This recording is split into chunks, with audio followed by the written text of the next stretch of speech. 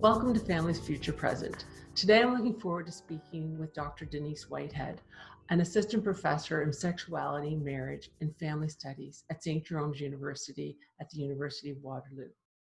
Dr. Whitehead is a graduate of Osgood Law School, as well as received her PhD in family relations and human development at the University of Guelph.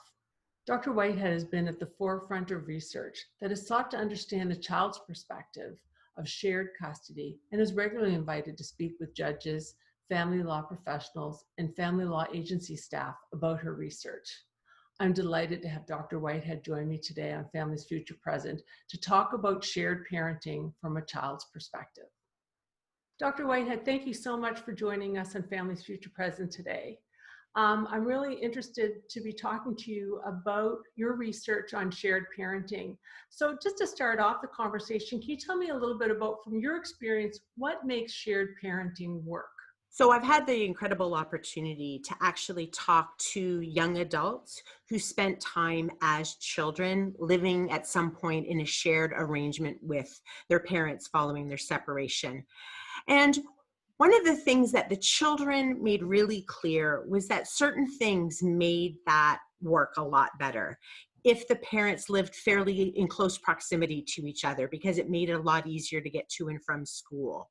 If parents were really helpful about forgotten belongings, it's inevitable when you're a kid that you'll forget the textbook or your gym shoes. And those parents who understood that they were still children and facilitated helping the kids retrieve their belongings, pick up their project, was always appreciated. I think the other things that children always appreciate is flexibility. Sometimes parents have gone to a lot of work to negotiate a schedule, and the parents can think that the best thing is to kind of live that schedule, very rigidly and to the letter.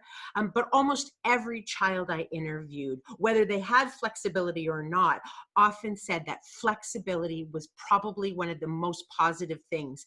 And that meant things like respecting that if, let's say, dad wanted to go to a family reunion weekend, but usually the kids were scheduled to be with mom, the kids being able to go to that event meant a lot. Or let's say you had an adolescent who was studying for an exam and they really didn't want to change over households for a couple of nights because they were really busy. Parents who were really understanding and said, of course, absolutely, whatever works for you.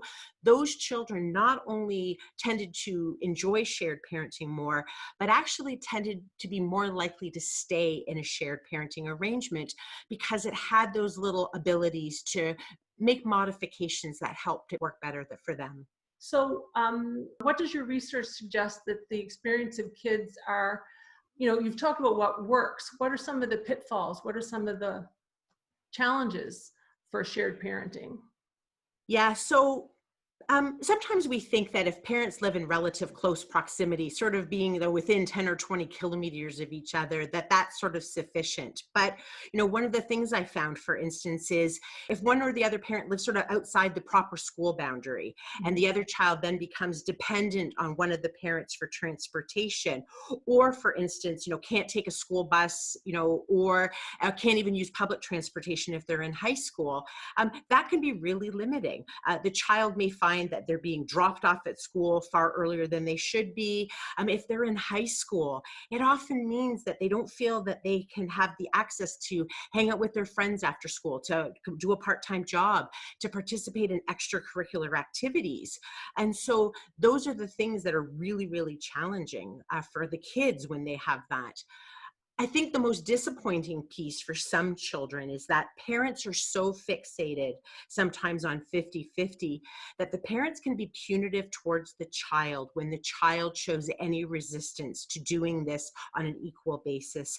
And those children may stay in shared custody, but they are miserable and they are waiting for the day when they will be legally able to get out of it. And so I guess one of my big piece of advice to parents would always be to play the long game. Sometimes you think you're negotiating about 6 months or the rest of their childhood, but the truth is children grow and change a lot. Your own life may change.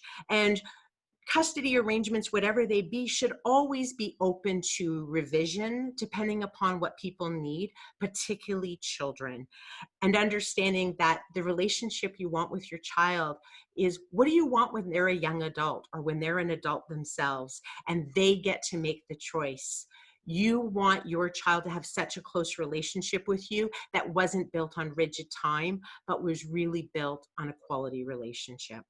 So if you did have one kind of big takeaway message for parents who are, trying to figure out what a parenting plan might look like for their family after separation, what advice would you give them? I would say that doing 50-50 has the potential to give parents a good relationship with their child, but ultimately it really isn't about the time. And the most important thing is to always remember that while parents do a lot for children, often in making 50-50 work, the truth is children do even more of the heavy lifting and work to make 50-50 work for their parents. And I think parents need to understand that and respect that and be attuned to their children's emotional well-being as a result. Mm-hmm. Yeah, that's really great advice. Thank you so much for your time, Dr. Whitehead. I really appreciate it. Always enjoy speaking with you.